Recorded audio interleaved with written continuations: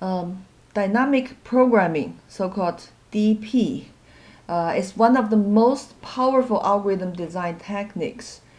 Yet it's also considered one of the hardest ones by many students, and is also one of the most favorable interview questions given by industries. And on the other hand, some says that if you have seen one DP problem, you have seen them all. So this time, I would try to help you get familiar with this DP by showing you 5 examples. So basically, we're going to repeat applying this strategy again and again to all kinds of problems. Actually, DP is closely related to DC, which is divide and conquer. We start thinking the solution by first partition the problem into several sub-problems and then try to solve them recursively.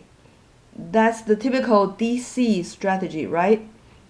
Then we might realize that the recursions are way too slow. And the reason behind might be that many subproblems are solved for many times, repeatedly. So at this point, we may think about using DP instead of DC. That is, to solve subproblems just once and save answers in a table. So the key is to use a table instead of recursion. The word programming here refers to a tabular method, not to write computer code. That's why we translate it as 动态规划, not 动态编程, right? So it's a kind of time-memory trade-off. Time-memory trade-off means either to solve a problem in less time by using more storage space, or to solve a problem in very little space but spending a long time. So to better understand this, let's have a look at our first example. Does it look familiar to you? The Fibonacci numbers. I hope you still remember that we have talked about this in the fundamental course, right? This is the definition of the Fibonacci number. So the nth Fibonacci number is the sum of the previous 2 Fibonacci numbers. In the fundamental course, I gave this one as an example on how to analyze recursions, right? When we just began to learn something about time complexity analysis. And this is one example to show you how to analyze recursions, right? And this is the extremely simple implementation of this recurrence equation. It's a direct translation, right? If you still remember, we have also analyzed the complexity of this algorithm and realized that the total time complexity is bounded below is greater than or equal to the sum of the time taken to solve these 2 subproblems with smaller sizes. And this is very much similar to the recurrence equation for the Fibonacci number, and therefore with a quite simple proof, we see that the time complexity is actually bounded below by the nth Fibonacci number. And we know that the Fibonacci number grows exponentially, right? It's some constant to the power n, and therefore that's very bad.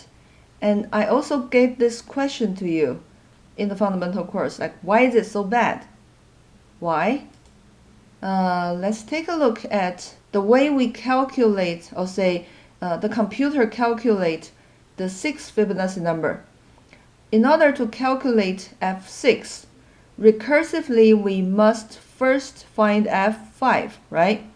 So in order to compute f5, we have to first recursively compute f4 and so on and so forth until we find f0 and f1, they are both 1. So when they are returned, we can obtain the result of f2. and back to this F3.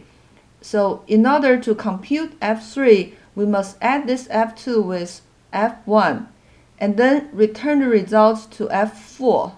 In order to compute F4, we must add F3, which has been obtained, plus, then we must recursively find F2 again.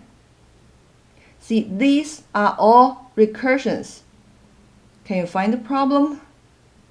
Say how many times that F2 has been computed recursively. 1, 2, 3, 4, 5 times, right? And how about F3? Here's F3, F3, F3, and so on and so forth. This is only for F6.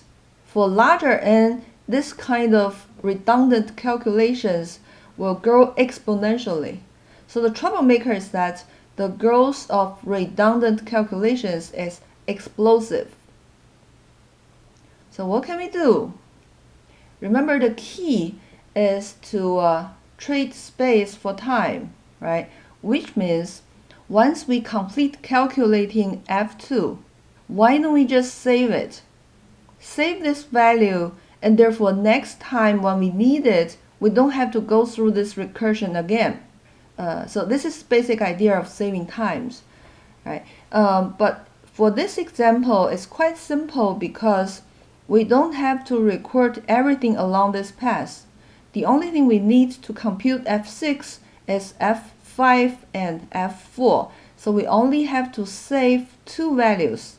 All right. So the solution is to record the 2 most recently computed values to avoid recursive costs. So this is the real solution. So when n is less than or equal to 1, that corresponds to F0 and F1. They are both 1. We just return 1. All right. And then for I starting from 2 to n, we initialize 2 variables. So last corresponds to F1, and next to last corresponds to F of 0, and they are initialized to be 1. And then we jump into this iteration. So inside this iteration, last corresponds to F of I minus 1, where next to last corresponds to F of I minus 2. And to compute F of I, we simply add them up. Once we sum them up, answer will be the next F of I minus 1 in the next iteration, right? So we should update last to be answer. Before we update last, we should record last in the next to last. So next to last points to F of I minus 1 now, and last points to F of I. So in the next iteration, we can compute another answer. So keep going until we get F of n. And so what is the time complexity of this algorithm? Very simple, right? There's only one for loop. So it's just linear. So the complexity is reduced from exponential to a linear function. Looks like a miracle, right? So this is the key idea of DP, to trade space for time. So while divide and conquer solves the problem from top down, DP solves from bottom up. By storing the solutions in a table, so later on we don't have to solve them again. But, well, this problem is way too simple. Let's take a look at another problem which is more complicated. It's about ordering the matrix multiplications. Let's first look at one specific example. Suppose we are to multiply these 4 matrices. These are the given sizes. So 10 by 20 means this matrix has 10 rows and 20 columns. All right, and we're supposed to calculate the final product of these 4 matrices.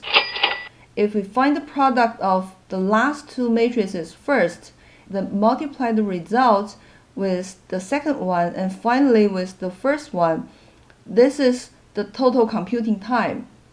I have to say that while we are doing computations, since multiplication is much slower than addition, we will only count the number of multiplications and ignore the additions. So the computing time here refers to the number of multiplications. All right. Well, you know how to do matrix multiplications, do you? Let me just remind you quickly. It's the row times column, right? And therefore, for each element in the resulting matrix, the number of computation is what? Is equal to the number of elements in one row of the first matrix, right? The size of this row is ought to be the same of the size of this column, right? And the size of this row is equal to what? Is the number of columns of the first matrix, right? And altogether, there are how many elements in the resulting matrix? It's going to be the first row number times the second column number, right? So the total time is the first row number times the first column number, which must be the same as the second row number, and then times the second column number. That means the total number of computation to obtain this product will be 50 times 1 times 100. And the resulting matrix would be a matrix of size 50 by 100, right? So the next product will be 20 times 50 times 100. And the resulting matrix has the size of 20 by 100, right? And finally, we compute this one. It's going to be 10 times 20 times 100. And the resulting matrix will be 10 by 100. And the total number of computation would be 125,000. Okay, but say if we multiply in another order, like we find the product of these two matrices first, then the computing time would be 20 times 50 times 1, and the resulting matrix would be 20 by 1, right? And next time we get 10 times 20 times 1, and the resulting matrix has the size of 10 by 1. And finally, we obtain something like 10 times 1 times 100, and the total computing time is only a little bit more than 2000, which is significantly smaller than the previous result, right? And the problem is to find in which order can we compute the product of n matrices with minimum computing time. To answer that question, let's first think about the exhaustive search. That is to try out all kinds of orderings and try to find the best one. So let's denote the number of different ways to compute this product to be B sub n. That gives the size of the solution space for exhaustive search, right? So if there are n matrices involved, we denote that number to be B sub n. And then we have that if there are only two matrices, there's only one way to compute the product. So this is 1. When we have 3 matrices, we can multiply the first two first or the next two first. So there are 2 different ways. So this number is 2. When there are 4 matrices, this is 5. It's hard to find the pattern directly from here, right? So the trick to do the analysis is this. First, let's define a subproblem.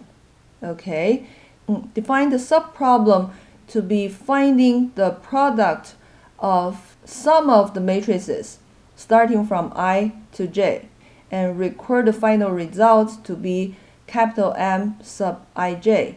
So that is the subproblem. Then what we're trying to find is the solution corresponding to this product, right? The product of the matrices from 1 to n. Well, then think in the divide and conquer way.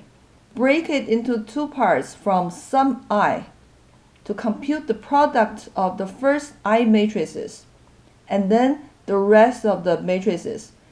and to obtain two matrices, and finally multiply them together and find the final product. Okay, so if the number of different ways to compute this one is b sub n, if this matrix corresponds to the number b sub n, then since there are I matrices, so the number of different ways to compute this one will be b sub I, because there are I matrices.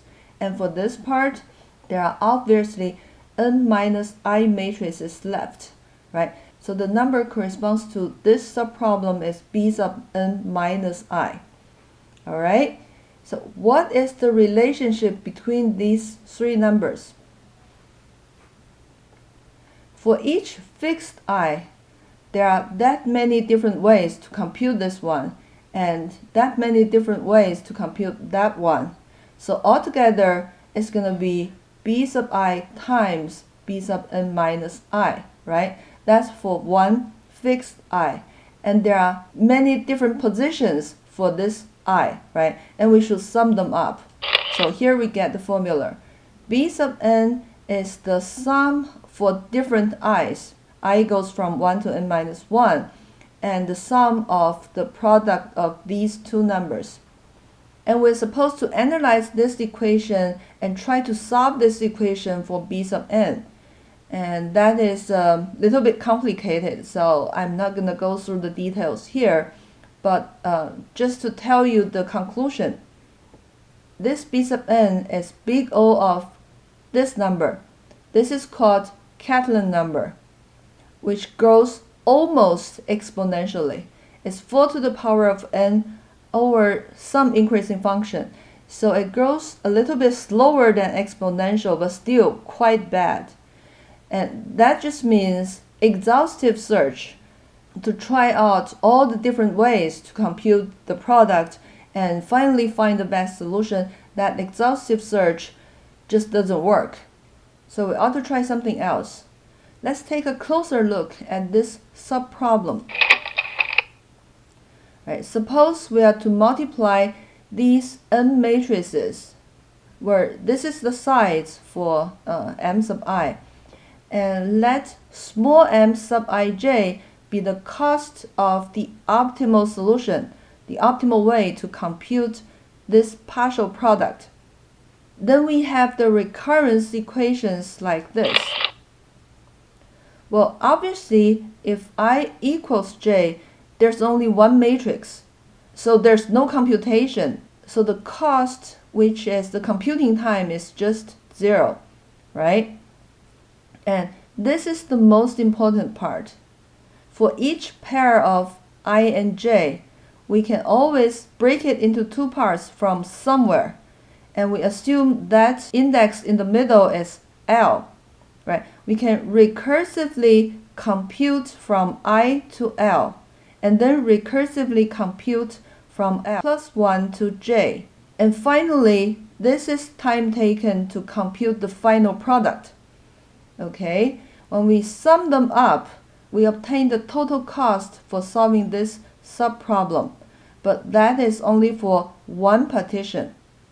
Since we're looking for the optimal solution, which means this number has to be minimized, and therefore we try it for all possible partitions when L goes from I to j minus 1. Try all possible partitions and find the smallest one. But on the other hand, we cannot take it for granted that this is true. So we have to somehow prove it. To prove that this optimal solution can indeed be obtained from those optimal solutions. If these two are also optimal solutions to a smaller size subproblems, they do form the optimal solution of this larger size subproblem. All right. The proof is not so complicated, so I would leave it as your homework. You can try to prove by contradiction, actually. But anyway, you have to prove it before we do the calculations according to this recurrence equation. So basically, it means that an optimal solution can be chosen from the optimal solutions of its subproblems.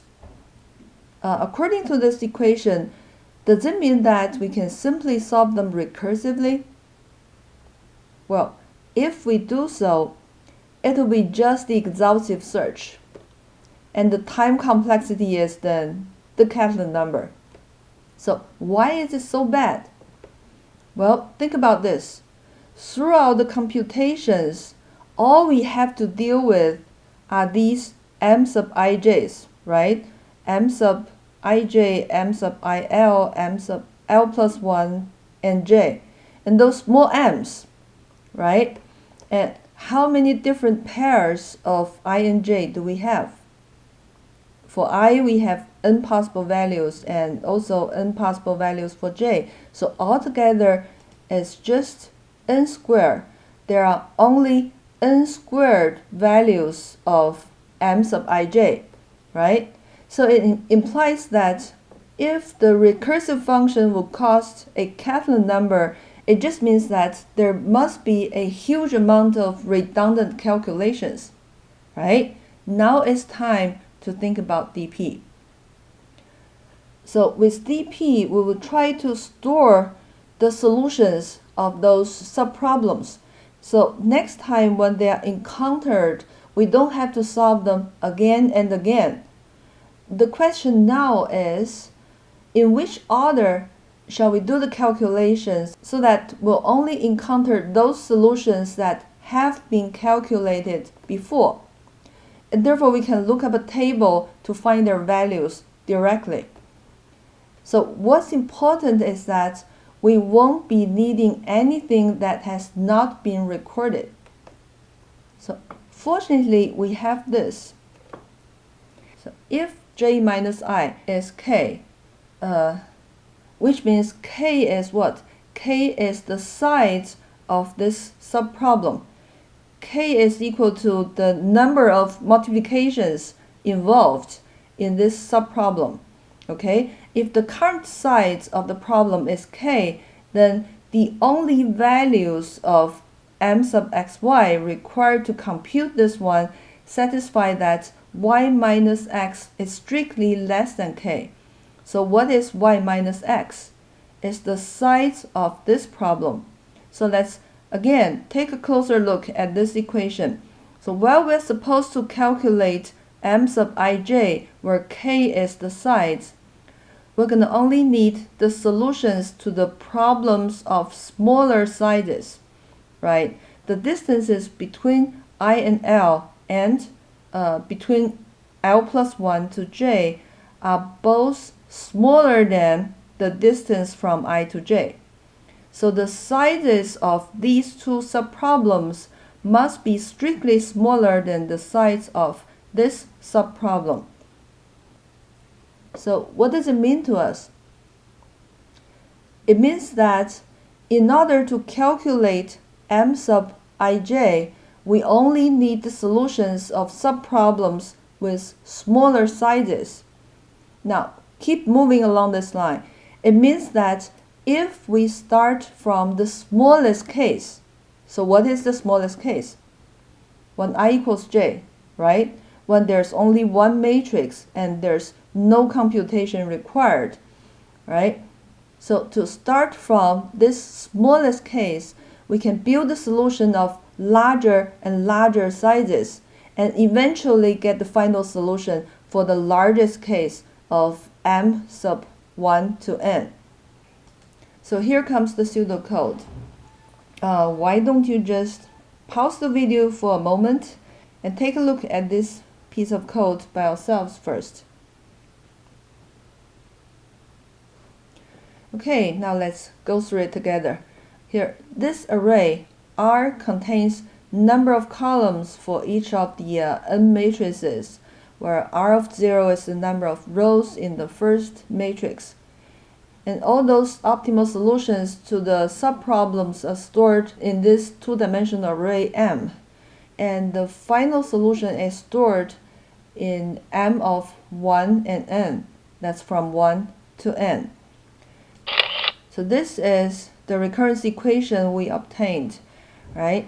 So based on this formula, what we are doing is first initialize the smallest case. We know that when I equals j, it is 0. And then we start iterating for each k, where k is j minus I.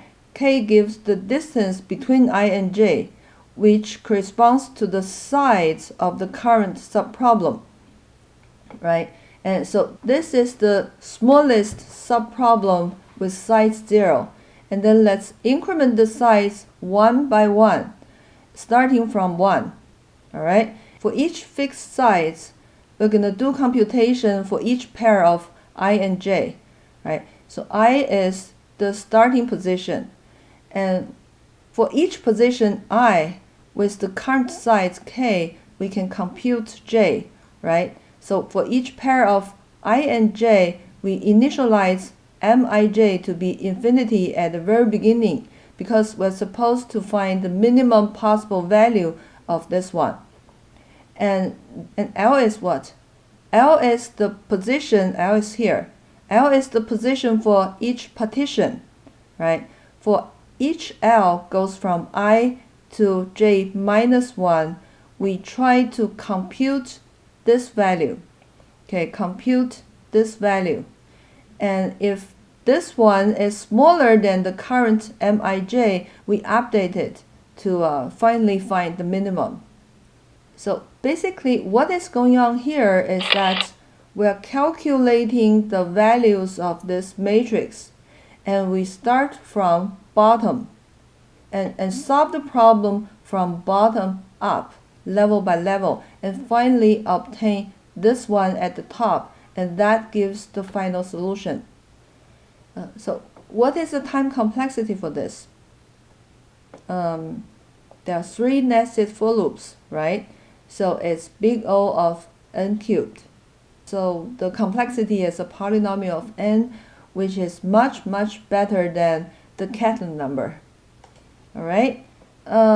If besides finding the optimal cost, you are also asked to output the optimal order, then you're going to have to record the ordering. The pseudocode is given in your textbook, so I would suggest you to take a look after the class.